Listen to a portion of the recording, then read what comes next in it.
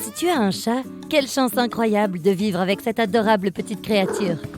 Non, pardon, avec ce prédateur vorace et dangereux. Même si les chats aiment prétendre qu'ils sont les rois du poulailler, s'appropriant les paniers de gigantesques dogs allemands et dégommant sans scrupule des bibelots hors de prix, pour nous, il reste ces boules de poils ridiculeusement mignonnes et drôles. Ne dis surtout pas à ton chat que tu es au courant, mais il y a quelque chose d'absolument hilarant qui se trouve sous leurs pattes. Si tu regardes leur coussinet à l'envers, la partie centrale ressemble beaucoup à un nez humain. C'est encore plus drôle si tu imagines la fourrure autour du coussinet comme une moustache touffue. Si tu regardes une carte de l'Australie pendant un certain temps, tu vas peut-être commencer à te dire que sa forme te rappelle quelque chose. De quoi s'agit-il? Essaye de deviner. Tu n'arrives pas à mettre le doigt dessus? Alors regarde ça. Les deux pics au nord, autour du golfe de Carpentaria, sont des oreilles. La courbe occidentale est un museau et la courbe orientale un cou. Et l'île en bas, la Tasmanie, est un pendentif comme celui d'un collier de chien. Tu le vois maintenant? Oui, l'Australie sur une carte ressemble étrangement à une tête de chien. Le logo de FedEx peut sembler simple à première vue, juste le nom de l'entreprise et rien d'autre. Mais après l'avoir observé de près et repéré un détail caché, il faut avouer que c'est plutôt malin. Dans l'espace négatif entre le E et le X, il y a en fait une flèche qui pointe vers la droite. Le concepteur du logo a dit que la flèche pouvait symboliser le mouvement, la vitesse et la précision. L'utilisation astucieuse de l'espace négatif a valu au logo plusieurs récompenses. Il a même été inclus dans la liste des 20 designs ayant défini le monde moderne. On a aussi dit de ce logo qu'il était un des accidents les plus heureux de l'histoire du design graphique. Car oui, effectivement, il s'agit bien d'un accident. Le designer a déclaré « L'idée d'une flèche était la dernière chose à laquelle nous pensions. Elle est passée complètement inaperçue jusqu'à ce qu'on la remarque, alors même que la société de design avait déjà développé plus de 400 versions du logo. Cela n'est pas aussi surprenant quand on sait que moins d'une personne sur 5 trouve la flèche cachée sans que quelqu'un ne la lui montre. Et toi, l'avais-tu repérée?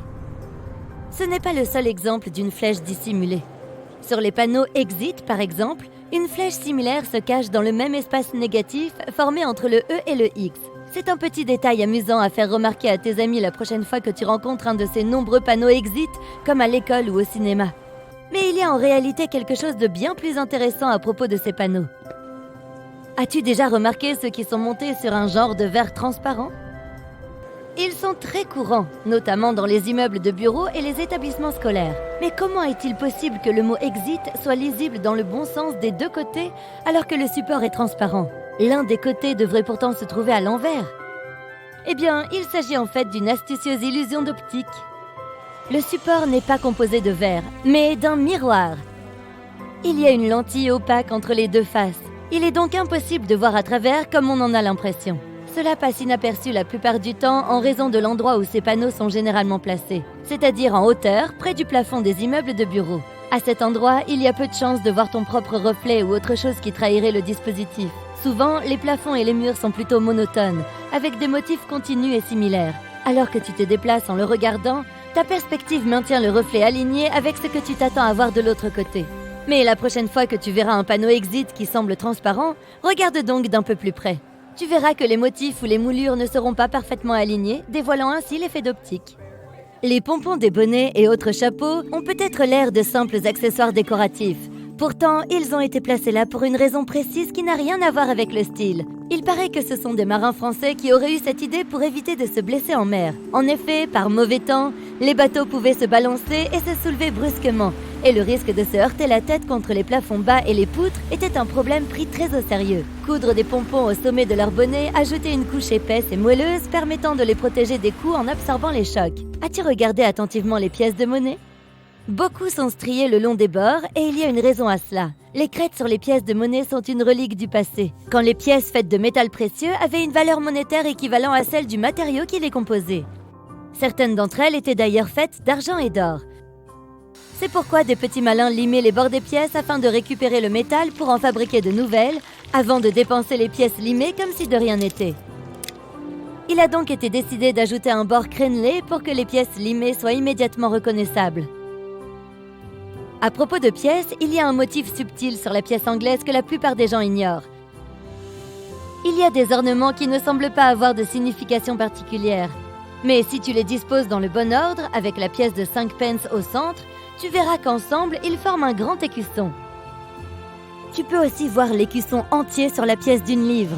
Mais c'est beaucoup plus amusant de reconstituer le puzzle soi-même, n'est-ce pas? La barre de chocolat Toblerone est née dans une ville appelée Berne en Suisse, aussi connue comme la ville des ours.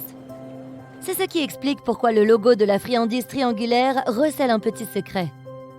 Tu auras du mal à croire que tu ne l'as jamais remarqué auparavant. Le logo, à première vue, semble être une simple montagne, mais une autre image s'y cache.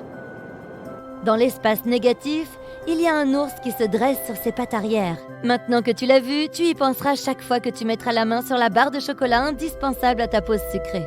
Et pour poursuivre sur cette note de douceur, il y a une autre marque de confiserie dont le logo possède un détail que la plupart des gens ne remarquent pas. Si tu retournes un paquet de Hershey's Kisses sur le côté, tu remarqueras qu'il y a la forme cachée d'un bisou entre le K et le I. Le K a été spécialement conçu pour se courber de la même façon que les chocolats. Il y a fort à parier que tu n'as sans doute pas passé beaucoup de temps à regarder de près ton tournevis et ta clé à molette. Mais si tu l'as fait, tu as peut-être remarqué que la forme du manche d'un tournevis et l'intérieur d'une clé à molette sont souvent les mêmes, et c'est fait exprès.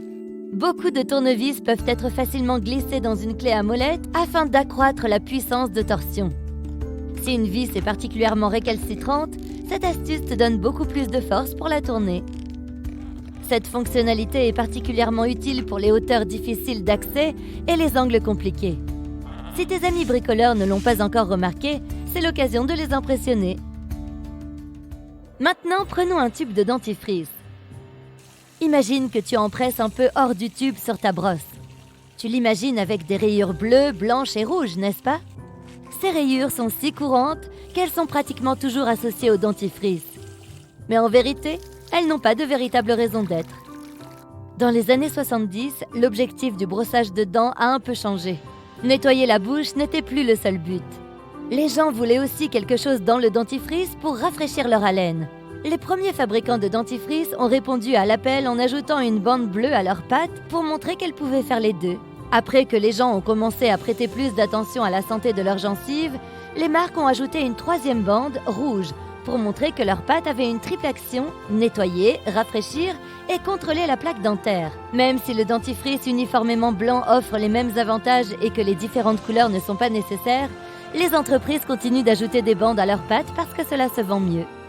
Lorsque les fondateurs de Baskin-Robbins, qui s'appelaient Burt Baskin et Irv Robbins, ont commencé dans l'industrie des friandises, chacun d'eux a ouvert son propre magasin. Mais étant beaux-frères, ils ont rapidement décidé d'unir leurs forces. Et quand ils l'ont fait, leur boutique avait un argument de vente unique. Ils proposaient 31 parfums. Ainsi, les visiteurs pouvaient théoriquement revenir chaque jour du mois et essayer une nouvelle saveur. Les 31 saveurs sont devenues une caractéristique fondamentale de l'entreprise à laquelle le logo fait référence. Effectivement, on peut voir le nombre 31 à l'intérieur du B et du R du logo Baskin-Robbins. Même avec des chiffres de couleurs différentes, le design astucieux cache si bien son jeu que tu ne l'as probablement pas remarqué jusqu'à maintenant. Mais tu prêtais sans doute plus d'attention à ta crème glacée qu'au graphisme de la marque, ce qui est tout à fait compréhensible.